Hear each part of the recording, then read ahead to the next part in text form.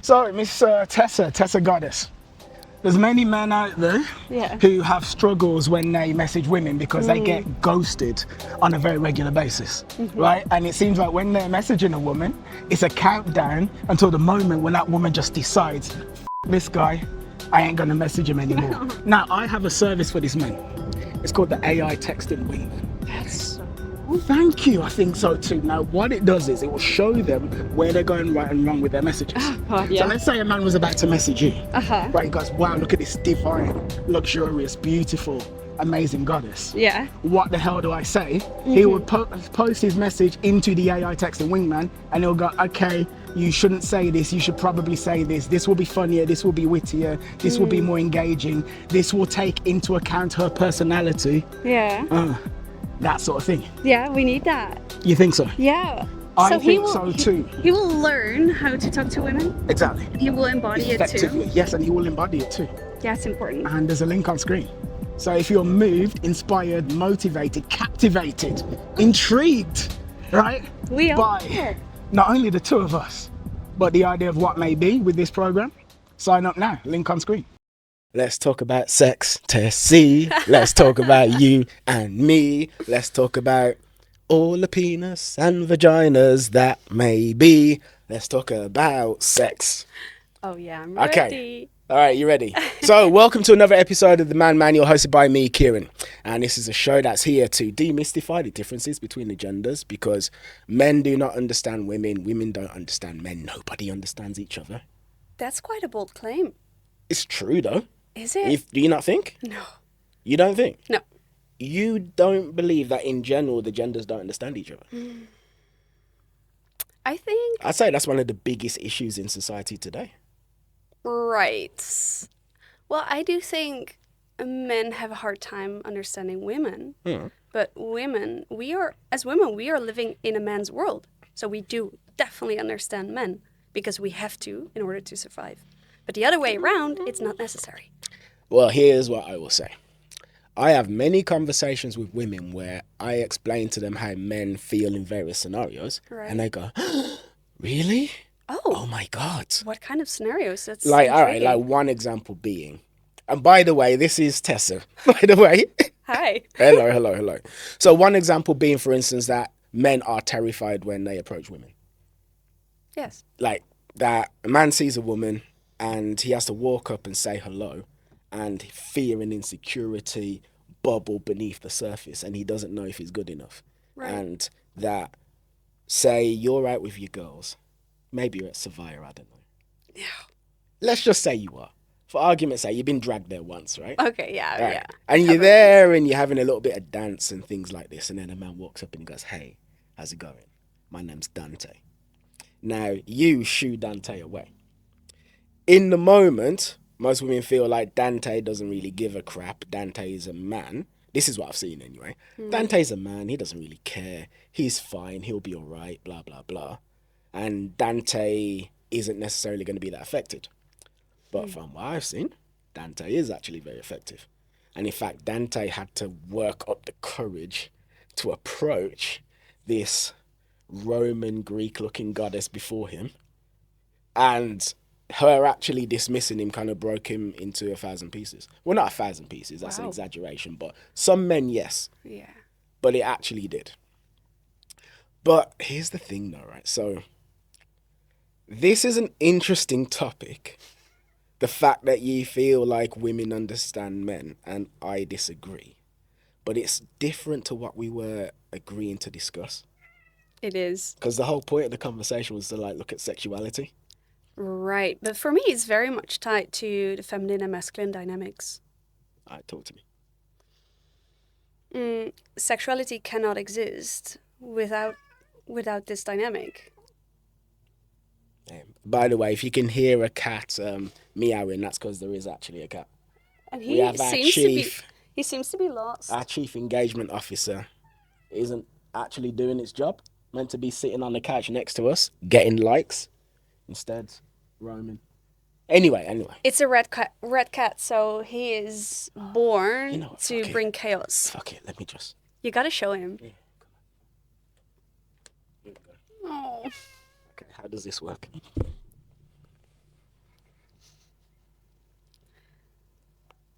All right. Yeah, you good? Oh, yeah. He wants to go outside, I think. Yeah, fuck it. Yeah. All right, so where were we? The feminine and the masculine energy. I mean, there is no sexuality if there is no feminine or masculine energy. So it goes together. Because if I'm in my masculine energy and you are in your masculine energy, it will clash. If you're in your feminine energy and I'm in my masculine energy, it could work, but it will probably still clash. So for me, everything is kind of related. All right, so I've got a question. From the moment I first met you, something that was quite clear was this is a woman who embodies a lot of feminine energy. You know, like I say, it's all a spectrum, right? Some people might be 95% feminine, 5% masculine, 45, 55, whatever. A lot of feminine energy coming from you. What am I trying to say? But at the same time, as I understand, you like kind of kill it and crush it in business as well. Yeah. But that's a very like masculine endeavor, as in impacting the real world, getting things done. Yeah. So what is that like for you? Because it's almost as though you would have to like maybe partition parts of yourself off. Yes and no, because in each person is also a divine balance between feminine and masculine energy. And when I am really in like action mode and I'm building my business, I tap into my masculine energy more than I tap into my feminine energy. However, I still do it the feminine way. So it's not that I wake up at 5 a.m. and I do the grind. And no, I still wake up, I set my 2 lovely feet into the grass and I check in and I'm like, how do I feel today? And I read my morning brief that tells me where I am in my cycle, where my energy is at, how the planets are affecting me. And based on that, I make a plan for the day. And if I happen to be like in my ovulation, I have a lot of energy, I can maybe build a little bit more. If I'm, for example, menstruating, it's more inward energy. It's better for me to reflect, to like build on my vision. So I do build my business, but in a feminine way. But so the work that you do yeah, is tied to where you're at in, say, like your monthly cycles or as dictated by the cosmos. Yes, because you said you saw my feminine energy and you read that as something very sensual as well, right? Okay, so my question to you would be... Hit me. Well, here, right now. Yeah, let's go. My question would be, how sensual do you think a woman would be if she's working or grinding from a masculine place like 40 hours a week? 0.2%. Exactly. So if you want to keep your feminine essence, you have to work with it, not against it. And if you start working as a man, all the sensual energy, your essence, your intuition will die off with it. I see. Yeah. Okay, so what kind of mode are you in right now, and how does that affect the way that you work currently as opposed to how you might work next week? Because you see, for me as a man, right, I feel more or less the same all the time. Beautiful. Sometimes I've got more semen in my balls than others, and then I'm like, granted, right? What do you do with that energy? I mean, I channel it into my creative pursuits. Beautiful, Yeah, life like, force look, energy. I'm not like a expert with semen retention, right? But I dabble. I've done like 50 days here and there. Wow, beautiful. Yeah. What did it get you? All right, so here's the thing. When I go on extended streaks, number one, I get more muscular. I noticed that. After about 10 days or so, it's like literally my muscle mass increases. Like, that's lovely. Stronger in the gym, lovely. Obviously more horny. Okay, cool. Here's something actually. All right. The longer I go without spreading my seed, funnily enough, the less I objectify women. Now, you would think it would be the opposite, right? And like to an extent it is. Like, say, day 0 to day 7, yeah, like, oh my God, I need this right now. Okay, cool. Mm-hmm. But we reach a point where it kind of becomes like background noise, right? And then the physical beauty of the woman becomes less important. Not unimportant, but less. But then like her natural essence starts to show. Like I remember once I was in the gym and I was on like a pretty decent streak. And there was this older woman, older black lady. Minimum, the youngest this woman was like 55 years old. Okay. Maybe like 65 or so. I was not sexually attracted to this woman, right? No. But anyway, she was laying there and she looked really regal and composed. Oh, I love that. A whole lot of woman. Composed. Yeah.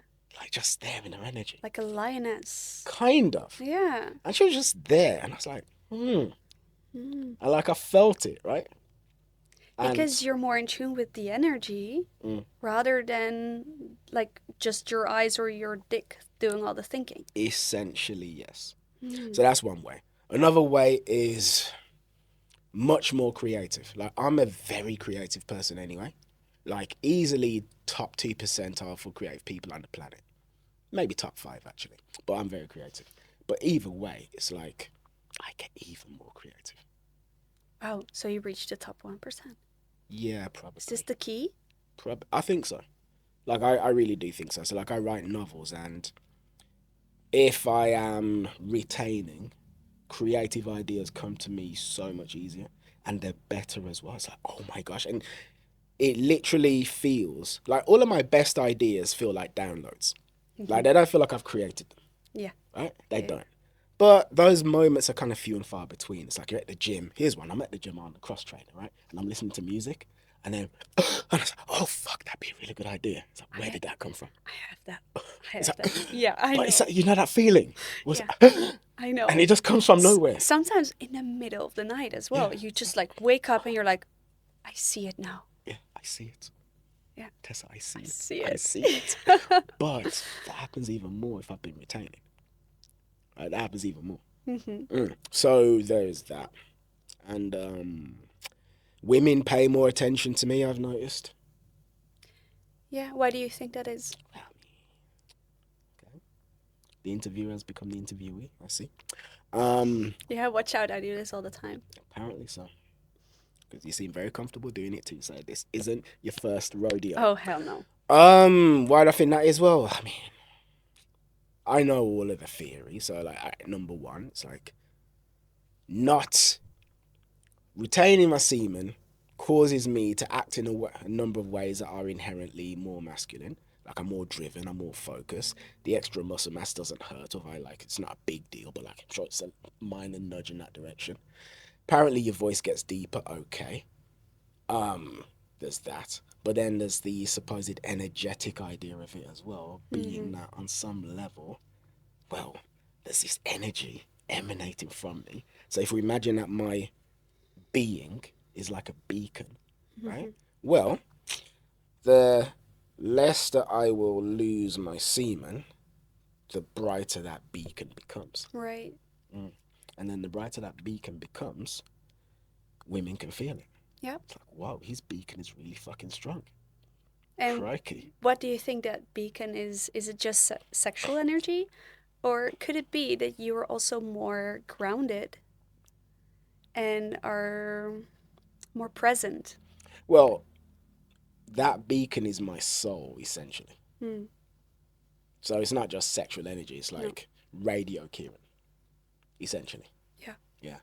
Like if I'm a radio station beaming at 95.6 FM, right? So I've got a transmitter. Now, how powerful is that transmitter? Maybe the transmitter normally only goes 100 meters. But when we retain, the transmitter doubles, triples, quintuples in power. And then all of a sudden it's like, oh, what was that? Like I feel it. So there we go. Yeah, so when you're saying that, I would say for me, if a man has a lot of sensual or sexual energy, for me, if that's the only thing, I would be more like I would put more of a distance because I, as a woman, I'm used to being chased. And if a man has a lot of sexual energy, I don't actually trust him that he has the self-control to not put that energy onto me, like project that onto me or try to get something from me. You know, so what you're saying is actually very interesting, because I do feel it could be having to do something also with the focus you get and the groundedness that you have and the focus you have in these moments. Because for me as a woman, that is something very intriguing, because if I feel a man is very grounded in his energy, while at the same time shines a bright light and feels very authentic, then I'm like, okay, this is interesting. And I lean in rather than push away a little bit. So if a man leads with sexual energy, I push away. But if he feels very grounded and shows self-control, I lean back in. I mean, I agree with that. So something that's come to mind is like, say, if a man has a lot of sexual energy, but so my question is, what would you define as having a lot of sexual energy? Because a guy who sits and like he's looking at porn every day and he's like doing this 3 or 4 times a day, that guy has a lot of sexual energy. No, he has a void. But so you don't believe that what is being compelling him to do that 3 or 4 times a day is to some degree sexual energy? No. No? So what is it? No, that's coping. For what? For whatever he's dealing with. That's numbing something.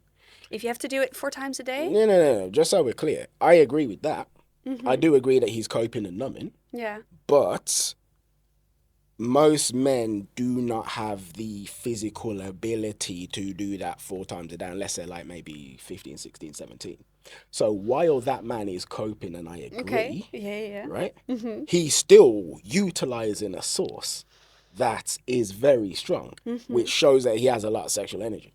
Right. Because again, like a 55-year-old man, a 60, 70-year-old man isn't going to be able to do that 3 or 4 times a day, if you see what I mean. So what I'm basically trying to get at is, you see, I don't think having a lot of sexual energy is bad, because that guy there is very repulsive and you want nothing to do with it. Right. But I think it's like what you do with it. I think having a lot of sexual energy is very potent and a really good thing. Yes.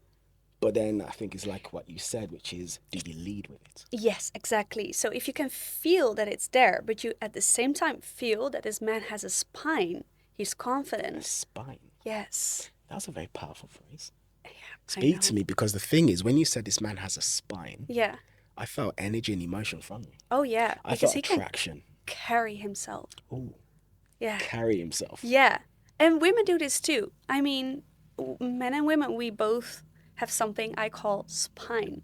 And it's, I for sure know some of your like listeners or audiences, they can recognize this. Sometimes you sit down and you really sit, right? You're rooted, your back is straight, and you just sit.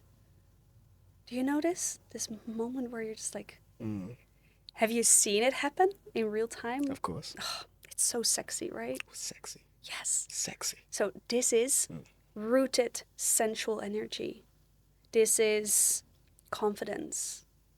This is a person that doesn't need their cups to be filled by someone else, because you can see this person is filling their own cups. And that itself is sexy. Tessa, I've got questions for you. Okay. What is it that gets Miss Tessa, the Roman, Greek, Cleopatra, feed me strawberries, massage my feet goddess? What is it that gets you going, like, either, well, let's say romantically slash sexually? That's a beautiful question. That's why we're here. Talk to me. Well, I'm actually celibate.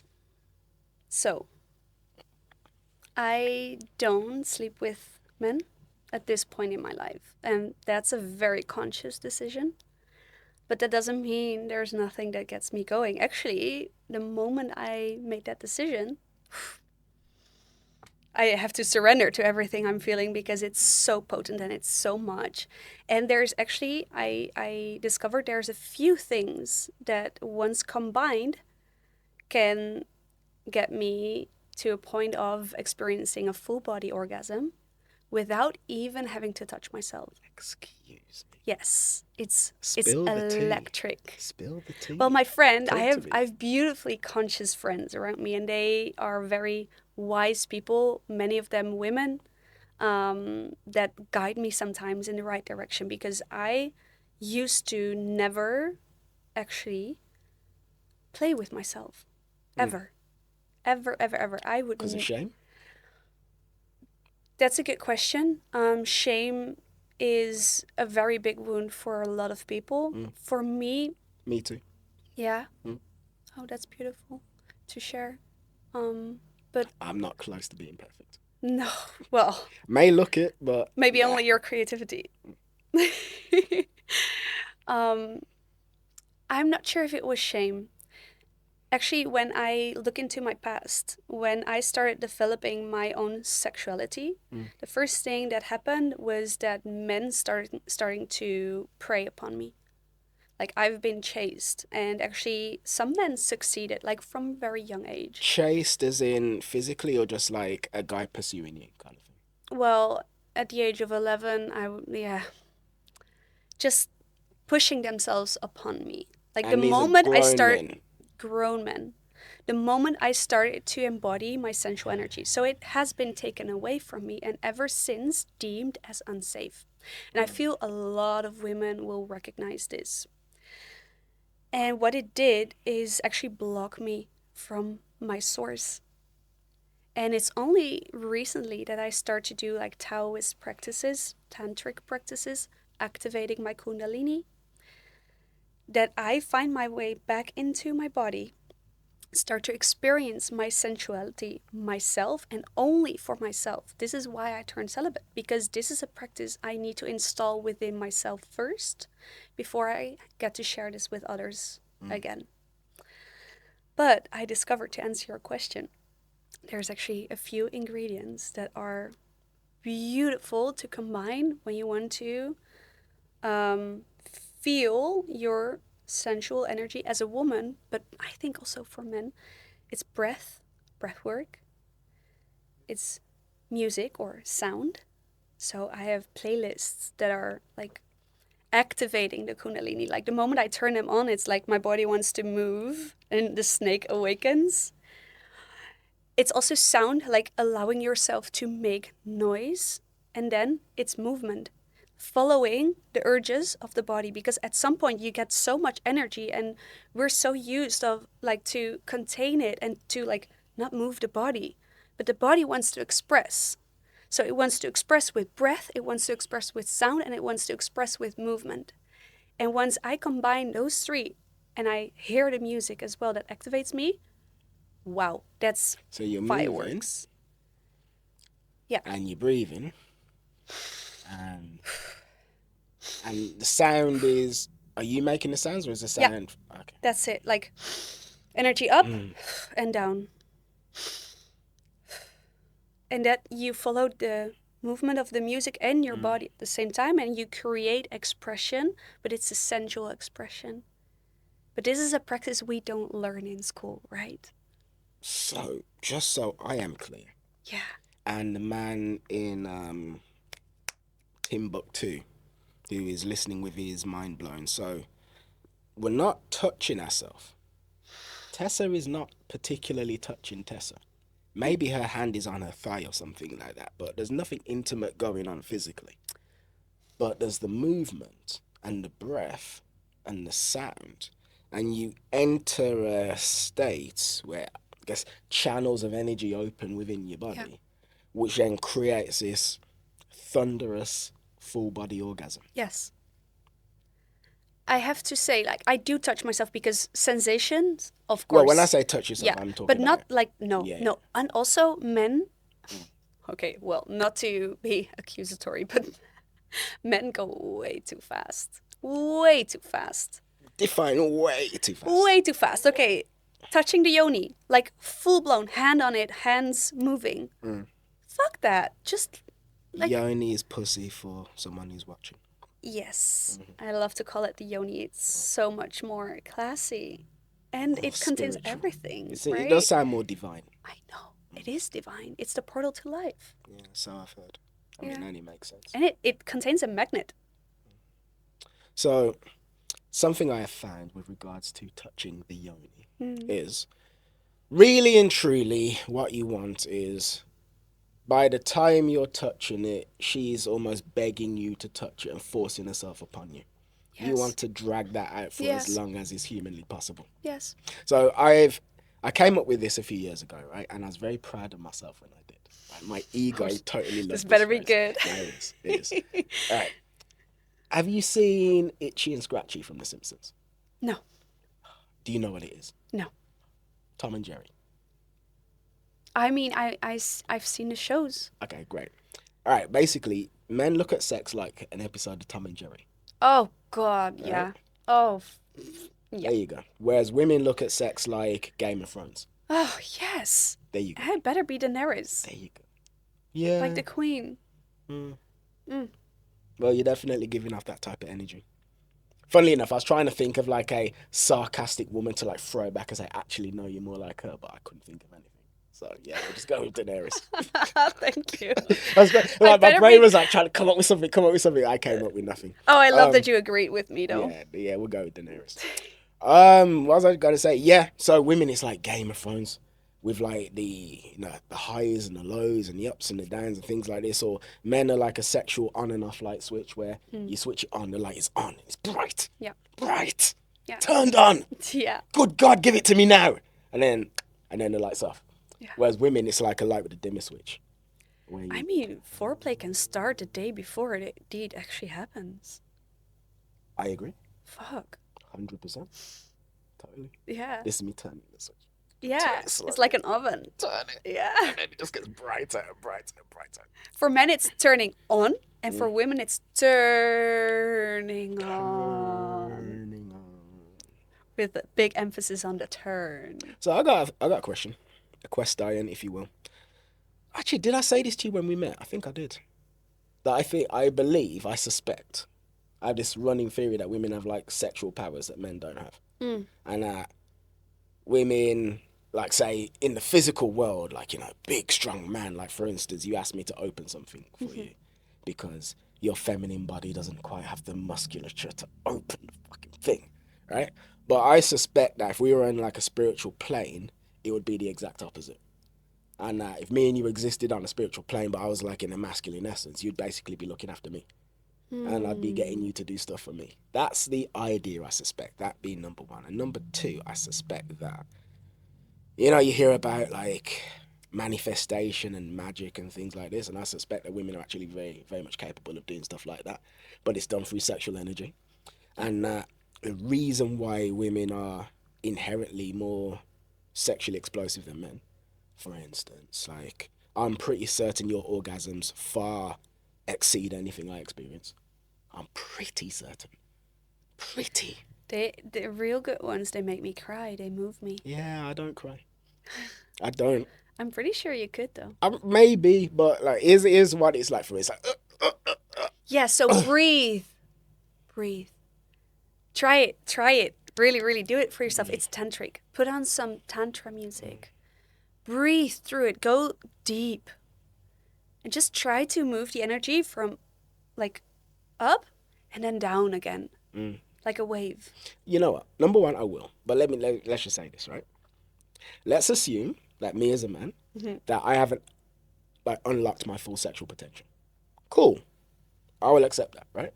However, I have been with many women who I'm sure hadn't unlocked their full sexual potential either. My 10% potential, their 10% potential, it's completely different. It's not even fucking close. No. And I'm looking at them, I'm like, I feel jealous.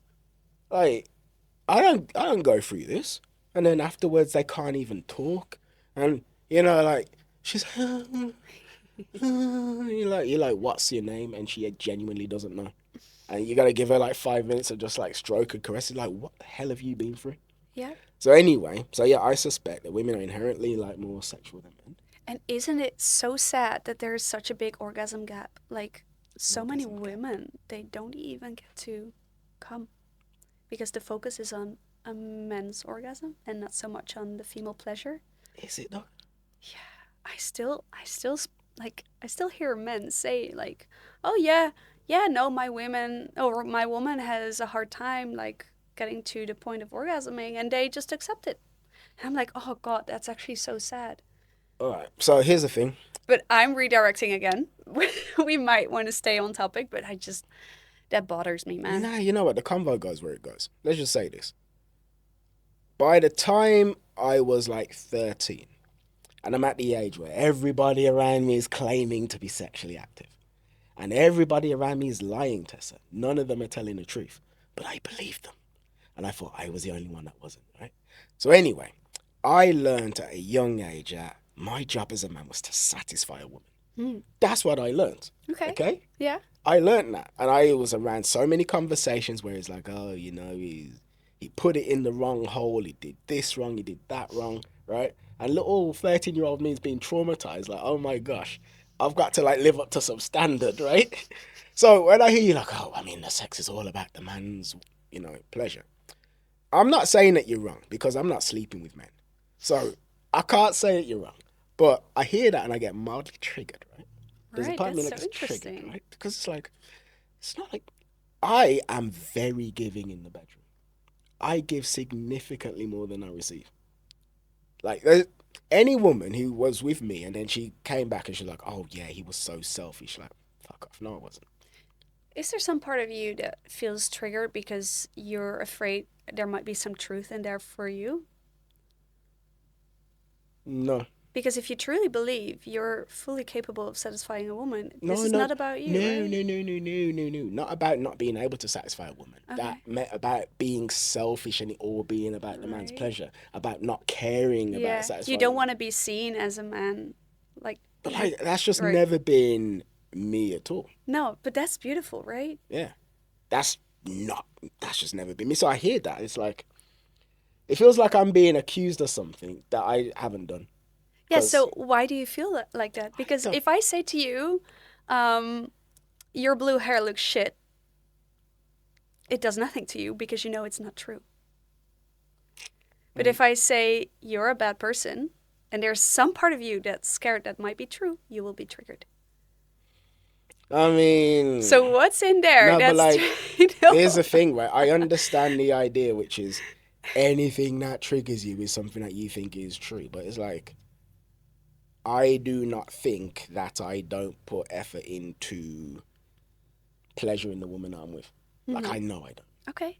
So what is it then? Let's explore that a little bit. I don't know. All right. Firstly, I'm going to give myself some props because I'm uncomfortable and I'm not running away from this. Fuck it. Let's go.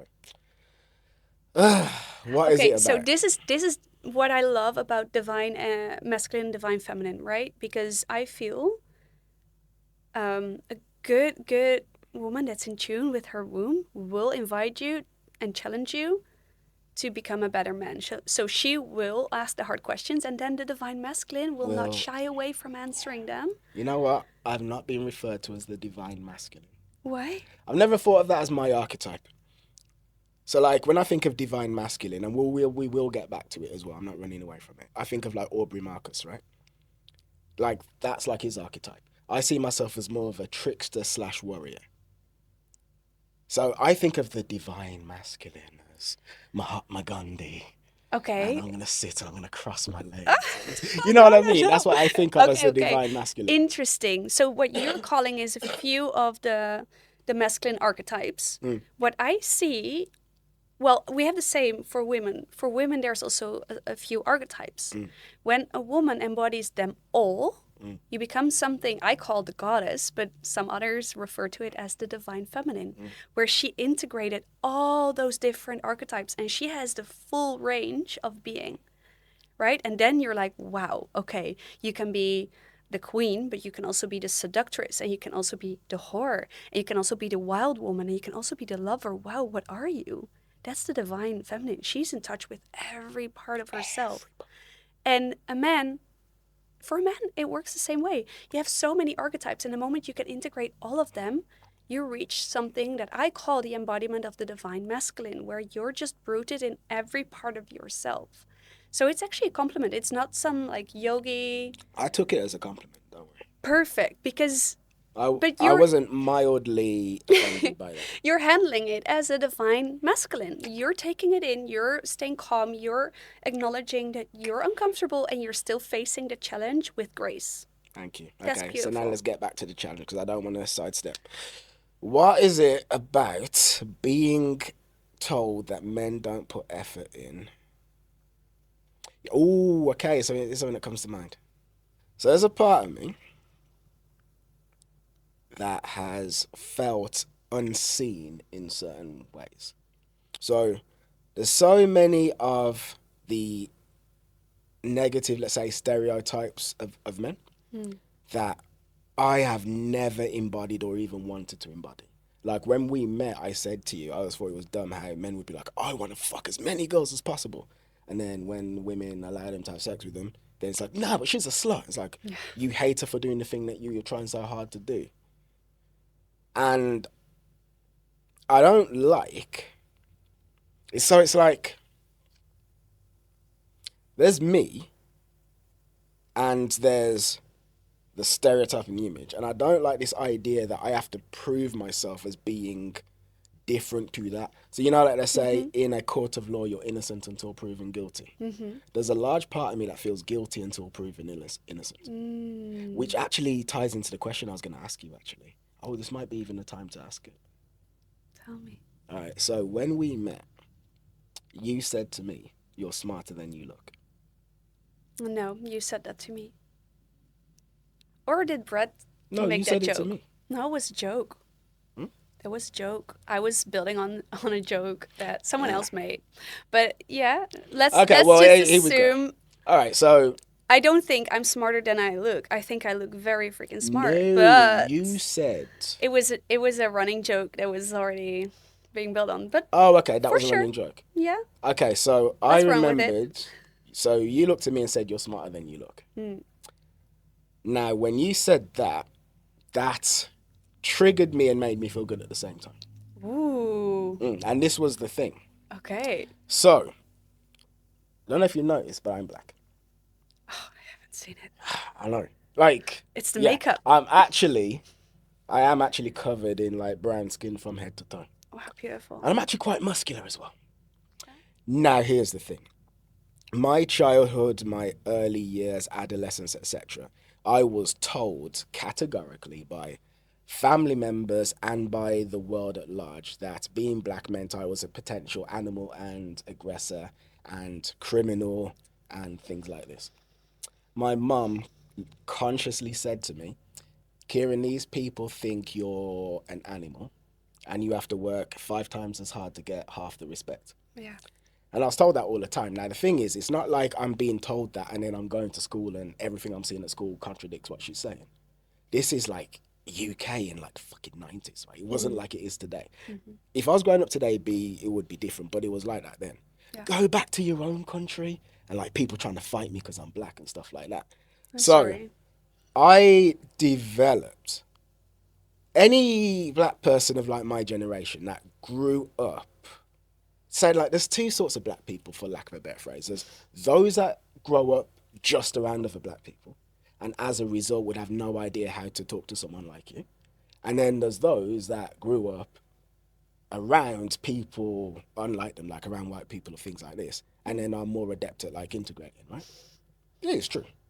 So most of my family like wouldn't be able to like move to Bali and like meet all these different sorts of people and stuff like that. All right, let me take a deep breath because I'm actually quite emotional. I am though. You need something? You want to hold my hand? Fuck it, yeah, let's go. All right. So anyway, I learned strategies, right? Yeah. Which is meeting people is, you know, if they're not black. By the way, bring your hand back, I'm not done. Okay, wait. Let me really properly get myself into a position where I can comfortably hold your hand. Gosh, this is a good podcast, you know. Fucking hell. Yeah, but it's like, you know why? Because we go into the deep things that are uncomfortable and This is what vulnerable. we're doing, right? And this is exactly what I meant with combining divine masculine and divine feminine, and you get like fireworks in the best way. Divine masculine, okay. Yeah, just embody that. Acknowledge it. You are it. You are it from the moment you claim it as true. All right. So Okay. yeah, Go on. I'm here. I learned to, you know, not scare white people. But when I say white people, I just say that because that's all it was in the UK. You know, I mean, it's more or less like anybody who's not black. But like I learned that. So it's, hey, I'm black, but, you know, I'm Like black you always had to prove yourself. constantly. Yeah. And it's not just me. I mean, something that like black people speak about a lot is like going to interviews and acting white in the interview so they get the job. You know what I mean? It's not. Yeah. It's really not just me. No. It's So, performance. so when I meet people, so like when I met you, let me give you some eye contact. I'm running from the eye contact. When I met you, I had a subconscious program running, which is that's how you'd view me anyway. I had that running. I didn't consciously think it, but I did. Yeah, because you're programmed like that, right? So then when you said you're smarter than you look, to be honest, though, here's the thing though. I wasn't just triggered, but I was also like, whoa, like I'm really emotional. Fucking hell, I'm like tripping over my words. I was also, it made me like you more because I thought, well, at least she's honest. Like, you know what I mean? I appreciated the honesty. Wait, you say I look dumb? Eh? No. No, I'm joking. Okay. Yeah, I appreciated the honesty a lot. Even though now you're saying it was a joke that was building on something else that had been going on for before, so I misread it. But that was what happened to me in that moment. And then I also thought, okay, when we do this podcast, I'm going to mention it, but not like to attack you and to like, haha. No. But yeah, I thought, I let's have mean, that there's conversation. also a truth to it, not in the way that I think people, when they see me, they think I'm dumb.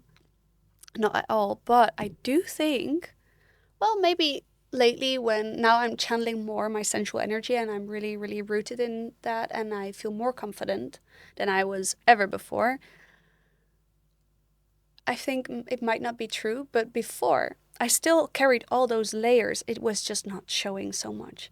And I know when people meet me, they don't see all those layers. They just see a radiant, happy woman without all those layers. So they didn't really see my true essence. Whereas now I feel that's much more shining through me. So it's really hard to miss. But it used to be true that it made me feel very unseen in a way. And it also made me want to prove myself.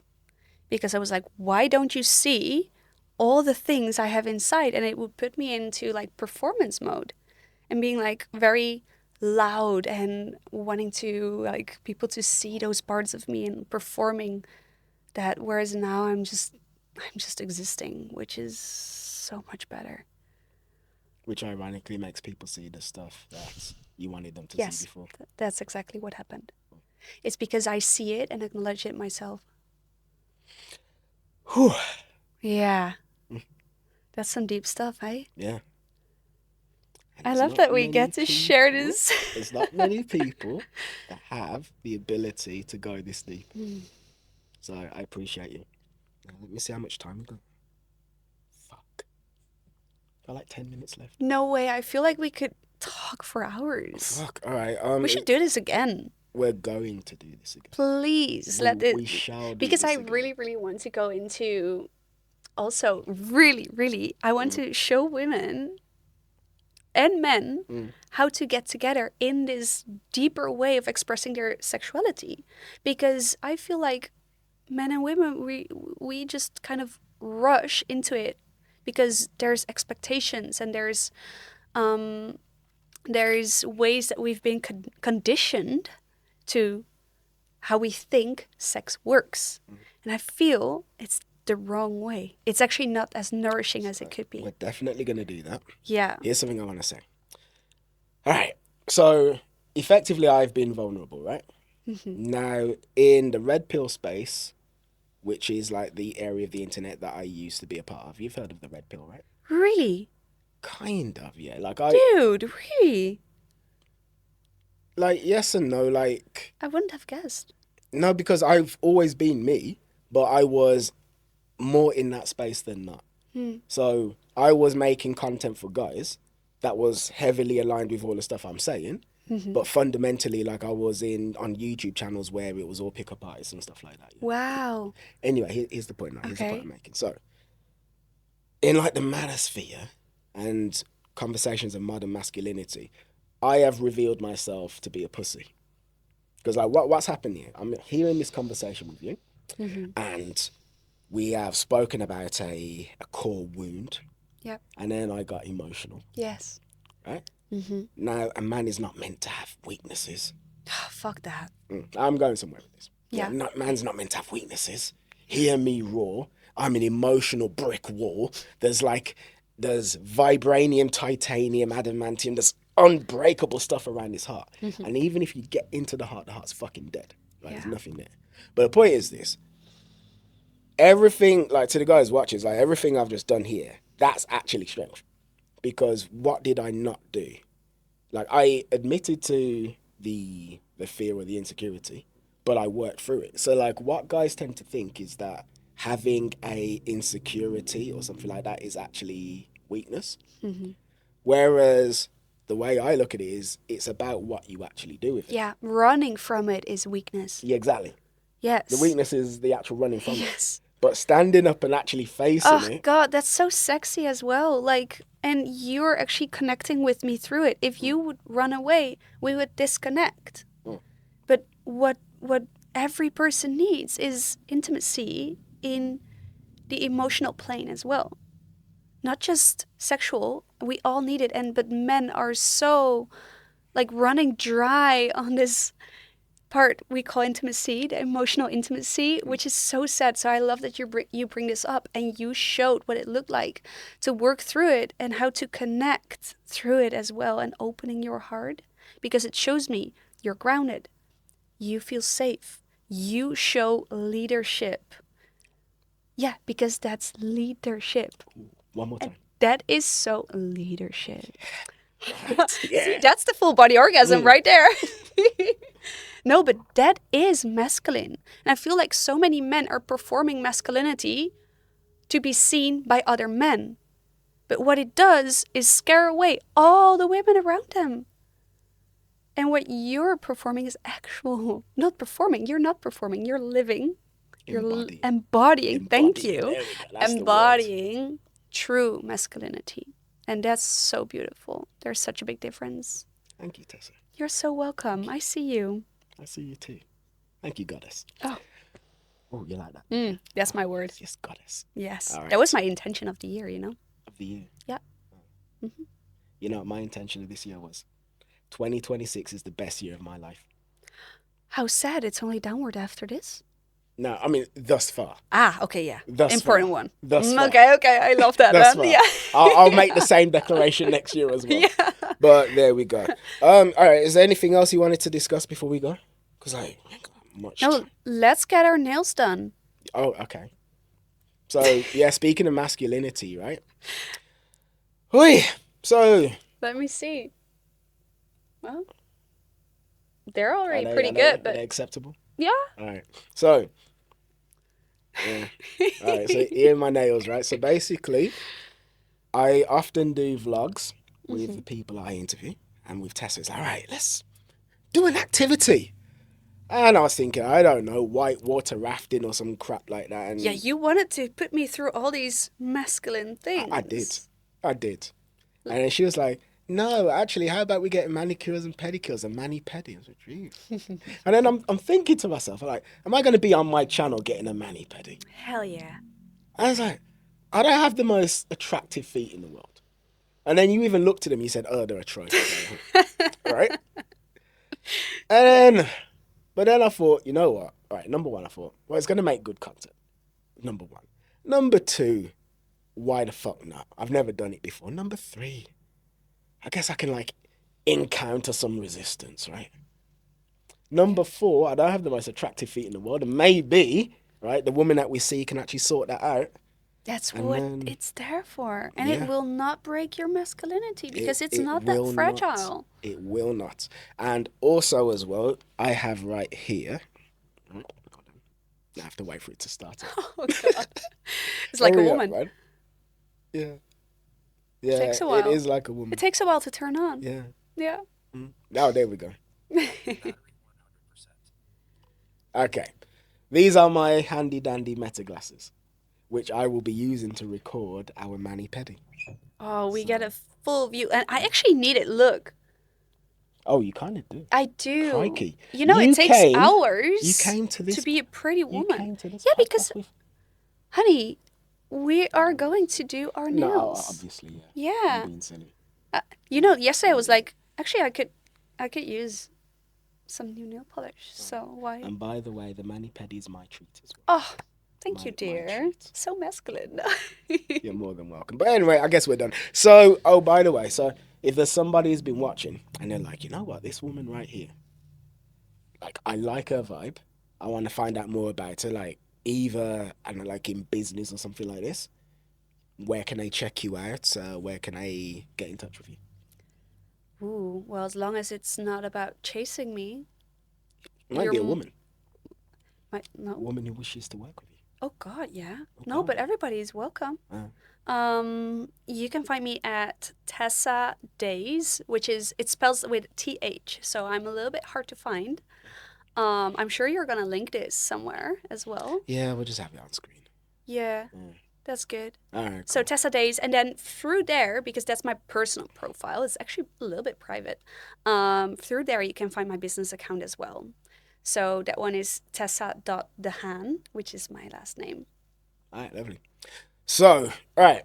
Something I always say at the end of these is, for the love of all that is good and holy, if you've been watching this and you've actually liked it, engage with it, please, because it makes my inner child feel good.